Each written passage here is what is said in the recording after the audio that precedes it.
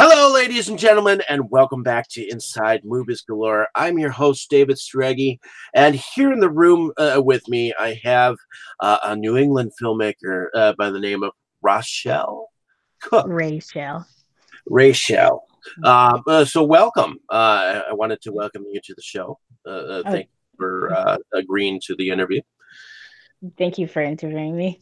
What I'm going to do here is ask you, first of all, where you're from and how you got involved in creating film, and who are your possible inspirations. Well, I was born and raised in North Carolina, but I moved to Massachusetts when I was 12. Okay. And I got involved. Sorry. I That's got involved in film when I was in college. okay. And because I was going through a communications degree and I was taking film classes here and there. And I had a beginning videography class where he taught the theory of filmmaking and how to use a T3i camera. So that's when the teacher encouraged everybody in the class to take part in campus movie festival so that we could make our first short film. So I used that festival to make my first short film, and I thought that it was really therapeutic and fun. So I've just been doing it ever since. Alrighty. And who do you use as inspiration for whenever you go about and put a story together, or who do you feel it has inspired you? Um, Definitely. So two people, Alfred Hitchcock and Rod Serling. Alfred Hitchcock because I really like just the way that he directs. It's like, obviously he's known as the master of suspense. You never know what's gonna happen until the end. yeah. There's always a lot of twists and turns. His stories are very interesting, and I don't know a director that's like that. Like, he was completely different in that. And I really like movies like that where it's kind of like you're trying to solve a puzzle. It's interactive. It's not just like you're watching a movie on screen. You're involved. You're trying to figure out what's going on. I like stuff like that. And then with Rod Serling, the creator of the Twilight Zone, I really yeah, I really love him. I loved him when he was doing it because he made a lot of social commentary in his well, work. and he Yeah. was a very good narrator. I mean, I grew up with Twilight Zone myself. I own the series, and I grew up with that myself. So whenever I think of Rod Serling, I think, hey, Twilight Zone. So, Yeah. um, Yeah. so your first short film, which was done in 2013, is called A Sister's Bond. Why don't you tell me a little bit about that first short film, or was it your first short film? Yeah, that was the first one. That was the one that I did while I was in college. It was that and another one called What's the Problem with Bill Weiner. Those I did in college. I think they were a part of the campus movie festival. Okay. And I don't think those films are good. That's why I don't have them public on my Vimeo. But A Sister's Bond, that was basically me trying to at the time, I had felt like my relationship with my brother wasn't the same as it used to be because, when we were kids, we were really, really close. And then as we got older, life kind of gets in the way and you kind of lose the same relationship you had when you were a kid. Hmm. And I was kind of sad about it. Okay. So I made this, I guess, awful film about it, trying to share my feelings, basically just my sadness over me feeling like I had lost a relationship with my brother. Of course, I don't feel that way anymore as I got older. I understand more and we have a different relationship that I appreciate now. But at the time, that's what I was trying to do. That's okay. Whenever I've talked to filmmakers, it's like oftentimes their first film, especially if they're independent, has always been just a little bit rough. And when they look back on it, it's like how could I have done that? Mhm. Or I would have done that differently now than I would have then, you know? So, Yeah. but so what was even though I know that these are college films or whatnot, had you had you come about and come up with your RMC Pictures production company title yet here? No, I don't think so. That was I think I came up with the name after college, after I graduated, and I made my first independent short film after college, like without the other college students. Okay. And that film was Monet's Room. That was after class, dealing with actual professional filmmakers, professional actors. Monet's Room was what I consider my very first real independent film, and the other two were just college films. But Totally understand. The mhm. reason why I go through some of these, because to me, and I think to others in the film community, sometimes your beginnings are where you know your minutes of growing process, and hearing you speak about it is is almost like it's therapy. Yeah. But as you look back at these films, were there any actors or actresses that you could point out that you actually did enjoy working with on these films? The very first ones. Okay. Um, is that what you mean? The very first films that I did? Well, Sisters Bond. What's the problem with Bill Weiner or On Her Way? Yeah, I would say that it was my older sister. We have a weird relationship. It's really weird. We don't get along all that well. Like she's the one sibling. I have three siblings, and she's Okay. the one sibling that I've never really gotten along with. But one thing that I can say about her is that she's a great actor, in my opinion.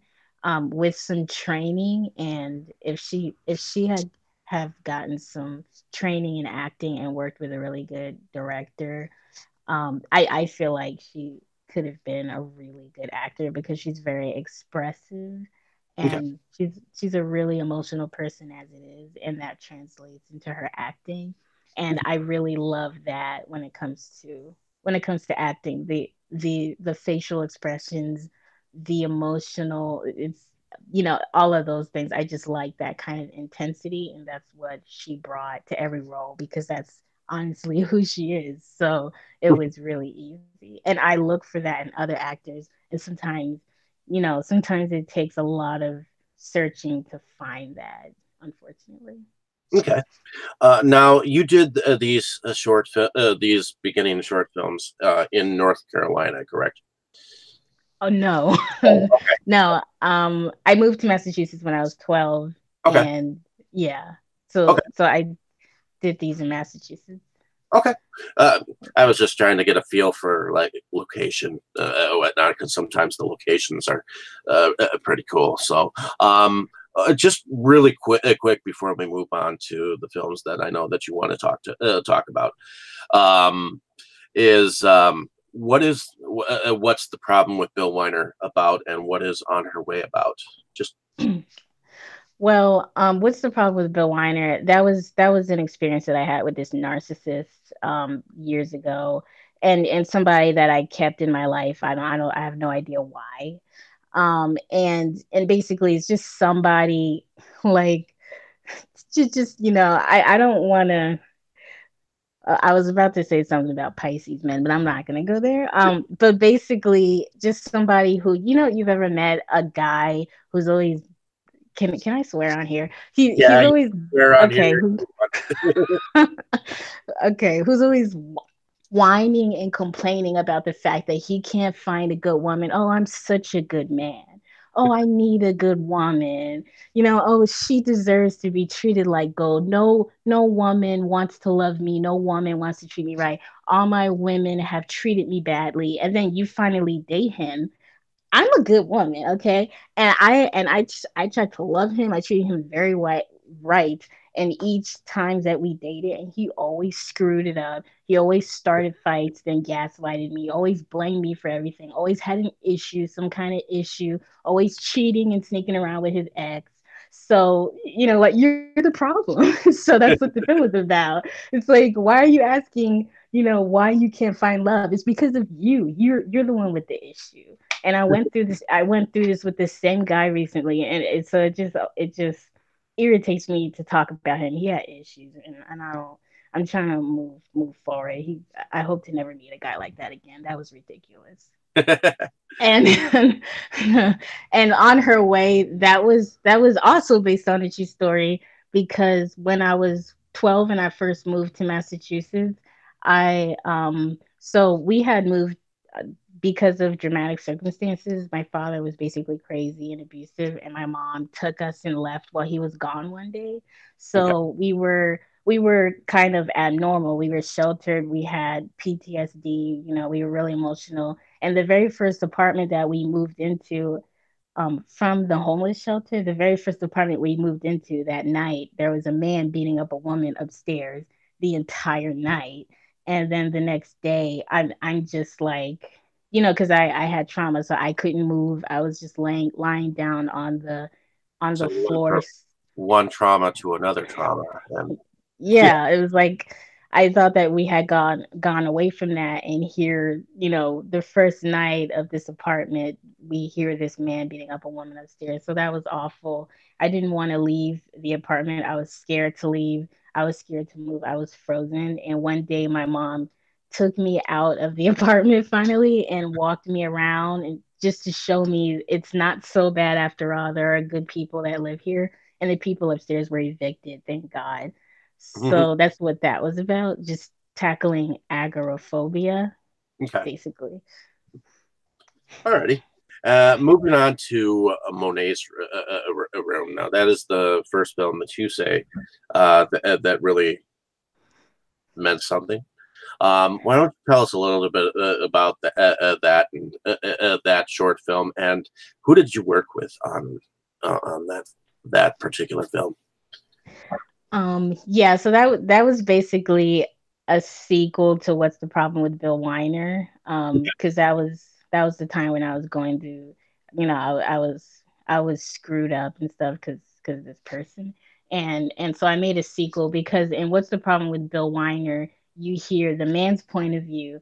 And then so I wanted to do a film with the woman's point of view, because as you can see in both films, it was the same two characters.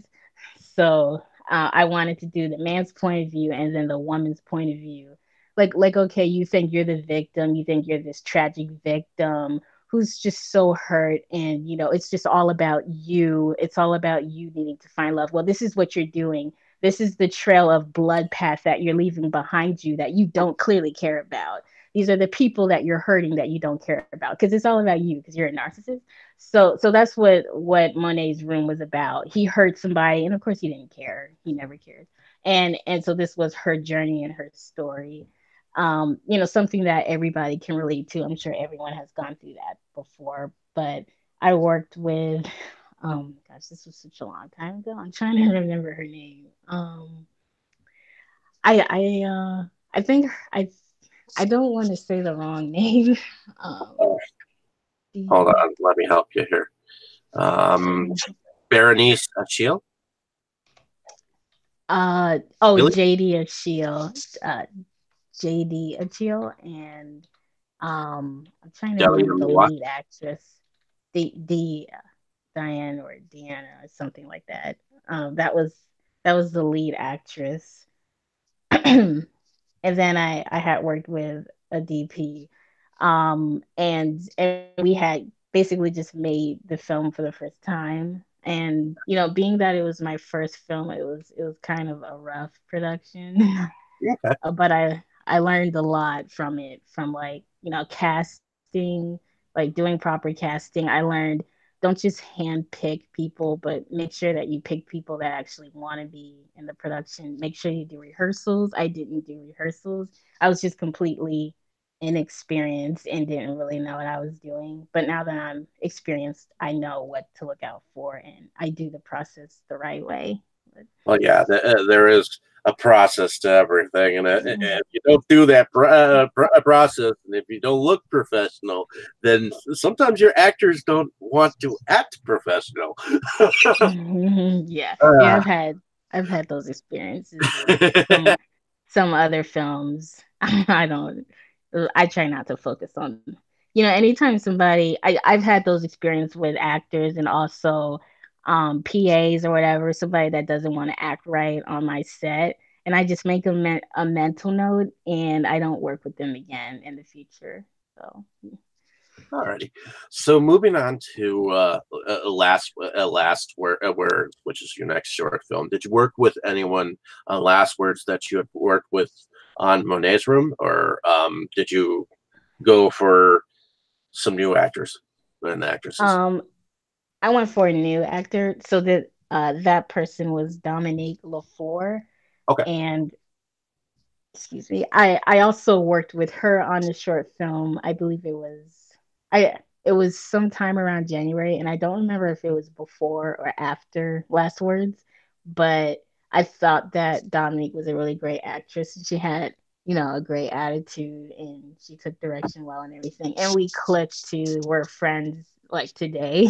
So it was really awesome working with her, and I was behind the camera during that particular film. I decided to do the videography myself. Okay. Um, and I really particularly like the music in that film. It was kind of like a tribute to Drake, to hip hop music, just like Monet's Room was. Both of those films were inspired by Drake songs, not just my personal life, but Drake songs. So in Last Words, the song that you hear in the film is inspired by a Drake song called Madonna. If you Okay. listen to it, you'll hear the similarities. Okay. And yeah, and in that film I was basically, I had last words to say to this guy who today I have no idea why I ever dated.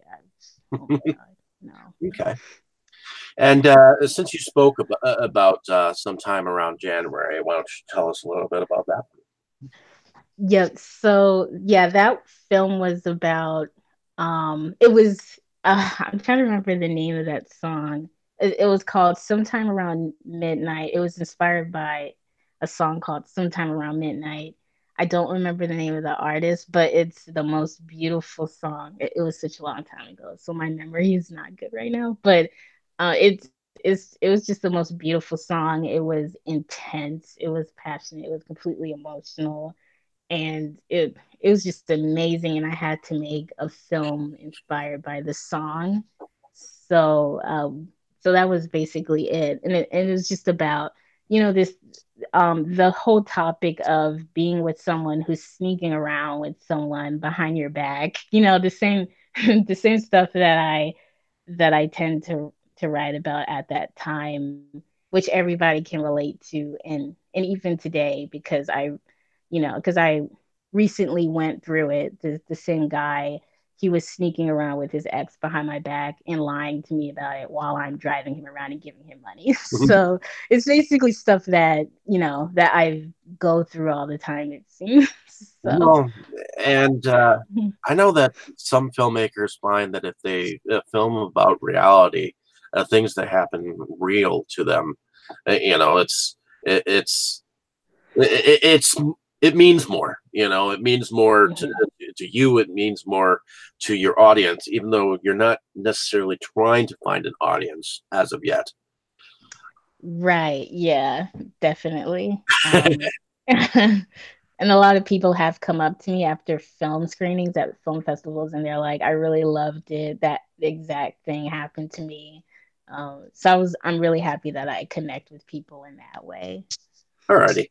So I actually did watch sometime around January Mount Washington and Wrath City before the show. So I really liked sometime around January and City. So um, let's get to Mount Washington. Why don't you tell me a little bit about what that film is about? Well, I like to do, as you can tell by now, I love to do films inspired by songs that I love, Uh, and I that noticed that song. you like to involve music a lot with your films. Yeah. So the song that you hear, it's called Mount Washington and it's by the local natives and they're an actual popular band from LA. And I would listen to that song all the time because my brother played it all the time and I got obsessed with the song and this storyline that you see in the film, that storyline kept replaying in my head over and over again. And when that happens, I just have to do the film and let it out. So that's what I did. And it stars Charlie Pierre Paul and Shane Anderson. And Charlie's also a friend. She's become a friend of mine since then. But um, yeah, it's basically about a woman who she's broken up with her ex and she's in her room. Her roommate invited the guy to a party that's happening outside her room, and her roommate is pressuring her to just come out to the party because they have a mutual friend who's expecting all of them. So she's pressured to come out, and it's just about that process that you go through, that mental and emotional process of getting yourself ready to face your ex because you're scared of rejection, you have some hope, you have some anger and some unresolved feelings. So I wanted to explore that. And after we did the film, I submitted the film to the manager of Local Natives, and he responded and he said he loved it, and he forwarded it to the lead singer of Local Natives, and he said he really liked it and said that I could use the song, and I was very shocked and amazed. Nice. Yeah. So that's basically the story with that, and it went on to win an award at the LA Film Awards, and Okay. also play at the Reel to Reel film promotion featuring Amari Hardwick. So we did really well with that film. Nice. I'm glad that the film opened up some doors for you, just a little bit. I mean, the fact that you were able to get a local song from LA that you liked on a film of yours, without having to pay anything, I know. Yeah, didn't have to pay anything. It was amazing. So, moving on to Wrath City. Wow, that packed a powerful message. So why don't you tell me about that one? Yeah, well, this film, it basically it was one of my most recent last films, and it's completely different from all the other films that I've done, which were about love and a loss of love. This one was basically confronting all of the ignorant, privileged white people that I meet who don't understand what Black Lives Matter is, who basically justify police brutality, who don't care about police brutality. I'm basically talking to them. And I'm also talking to these liberals out here who are so outraged when it comes to issues involving gay people, white women, immigrants, but they're quiet when it comes to police brutality and other issues involving Black people. This film was for those hypocritical liberals. So I'm just calling out a lot to ignorant people in this film because You, I you was weren't so tired. you weren't just calling out the right wings. You were calling out the left wings, and it was like kind of like a political statement. Yeah, yeah, definitely. Yeah, I'm not on either side. I'm not on liberal or the conservative side. I'm on the real side. I'm a realist. I see the BS from both sides. And, both people are doing things that I'm sick of and ashamed, just disappointed in. And I think that no one is immune to their own BS, not even a liberal, and they need to hear about it. So. I agree. I mean, as a film viewer and someone who deals with um, having to see politics out there or whatnot on people's pages, it's hard to say anything because you never know when someone might take something the wrong way or this and that. So I just tend to just kind of stay backwards and not really say much of what my politics are. Oh. Because it's so on edge lately. But besides that, you have a new film out called Not in Love. Why don't you tell me about that and film, and where did you film it? So yeah, that was the very last short film that I did, and we filmed it in Los Angeles and Santa Monica, California. And that was the very first time I had ever gone to Los Angeles or Santa Monica. It started out as a girls' trip that turned into just me going. So I figured, you know what? I'm gonna make a film while I'm out there. Why not? I wanna travel and meet different filmmakers across the country anyway and internationally. I've always said I wanted to be a traveling filmmaker, so this is the perfect time to do that. So I went out there and I met with actors Dana, Dana and Tomas Otero, and we just filmed a short out there. And it's basically about a woman who's convinced herself that she's not in love with the new man in her life because she's still in love with her husband who died in the Navy. And it goes with the song that you hear over the film. The song is by 10cc and it's called I'm Not in Love. And it was very popular in the 70s. And I love 70s rock music. So Okay. I really wanted to do a film based, like directly based on this song. These were the images that repeated in my mind every single time I heard the song. And so we just did it. And I think it's personally my most favorite film I've ever done. And I did the camera work on it, and I think that we did a really beautiful job. Okay. And now your aspirations are to eventually make a feature, correct? Is that what your goal is to eventually make a feature? It is one of my goals. I'm not as obsessed with that goal as some filmmakers are. Like, I feel like some filmmakers think they absolutely have to make a feature because they're filmmakers and they're expected to. Whereas I'm not really like that. I want to make films that I want to make, whether they're short films or feature, or if it's a feature length. If it's a feature length film, it's gonna have to be something that I really either want to write or have a real vision for, because I really love doing shorts. Like I Oh, said, I'm a huge fan of the Twilight Zone, and you those should are short. you should make an anthology. Uh, uh, Yeah, yeah, I've thought about that.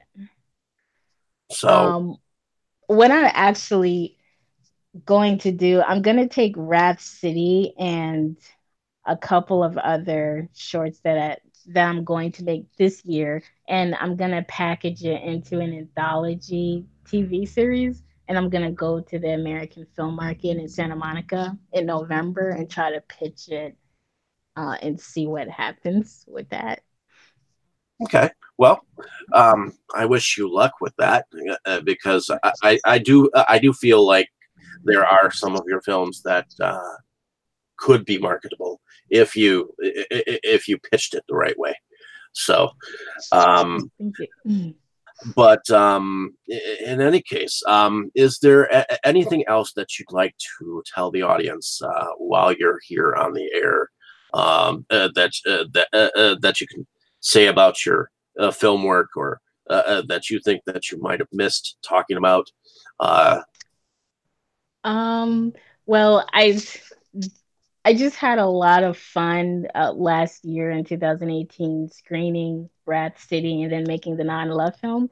So if you go on my website and check those films out, it's vimeo.com/ my first name Raeshelle. It's the Not in Love film. It's, again, like I said, it's a personal favorite of mine. It really speaks to my soul. And I would really, just check it out, listen with good headphones, and just let yourself get lost in the music. I was really excited because I submitted the film to a publishing company in LA to try to get permission to use the song. And the former manager of 10cc, he called me because he saw the email and he really liked the film. So, you know, if that doesn't get you to decide, I don't know what will, but definitely check those films out. And also I'm coming out with I did a webisode. I wrote and directed a webisode. It's for a web series called One Law that's coming out this year. That's what the producers say. And Okay. the webisode, yeah, it's basically the webisode is about these women who it's basically me. I have a gripe with feminism, white feminism. I'm not, I don't like it because I just feel like there's a lot of issues with it. It's not inclusive, it's hypocritical. And basically, the film is just me talking about why I feel like Trump is elected. And that's basically why I did it. And that's coming out soon. So stay tuned for that. But yeah, those are the next people I'm calling out, the white feminists. And then in the springtime, I'm making a film called Woke with quotation marks that's basically calling out fake woke people who expect black women to be enslaved by their own race and everybody else. You know, because there are some people who are against black women dating whoever they want or whatever, you know, fake woke people who don't understand what Black Lives Matter means and what civil rights means. They think it means that black women should be enslaved to their own race or else they hate themselves. So I'm making a film to address those fake woke people. And then in the summertime, I'm making a film called The Richest Woman in Fulton County that enlightens people on generational wealth building through real estate investing. So I have a lot of cool, really interesting projects coming up. So definitely follow me and, you know, keep posted on what I'm doing. But I'm And it's really excited interesting. about It's it. like you're touching on subjects that need to be talked about, at least at least in your perspective. And I think seeing Wrath City, knowing that it wrapped a whole bunch of issues in like one kit and caboodle. um, Yeah. I think you'll be able to sit about and you know talk about or show people about them um, in a way that might actually make some kind of a mark. So, Oh, thank you. but in any case, I appreciate you being able to come on and talk to me about your film career so far and where your thoughts are in the coming time periods. And I wish you luck in where you're going from here. I mean, as far as I can see, I mean, it seems like several of your films have gotten some attention, and hopefully this interview will just help people to hear what you were all about. So Oh, thank you, David. And I really appreciate you interviewing me most on definitely. this show. Most definitely. I honestly, I use this platform as a way to get to know get to know all steps of filmmakers. Because me being a producer behind some films and whatnot, and a reviewer, I get to hear from the director's point of view, or the actor's point of view, or the editor's point of view, and it's interesting because each person plays a part, and it's it's fascinating to me. Yeah, it's really cool stuff. Alrighty. Well, that's all the time we have for today, folks. But definitely tune in and watch some of the films that Raechelle has out there, and definitely keep a lookout for. I believe she's on the rise. So, again, my name is David Streggy. I host Inside Movies Galore. You can catch us. Next week here on this channel, we're going to be talking about Pan's Labyrinth, and definitely check out some more reviews. I know I've been behind on some of my reviews, but I will start getting some of those out. And coming this Monday, I'll be having an interview with Todd Bailey. So keep a lookout for that. So definitely enjoy your day, and thank you for listening, everyone. So have a good evening. And Raechelle, if you wanted to say a few words to the audience. Oh, thank you for listening, and I hope to hear from you guys soon. Awesome.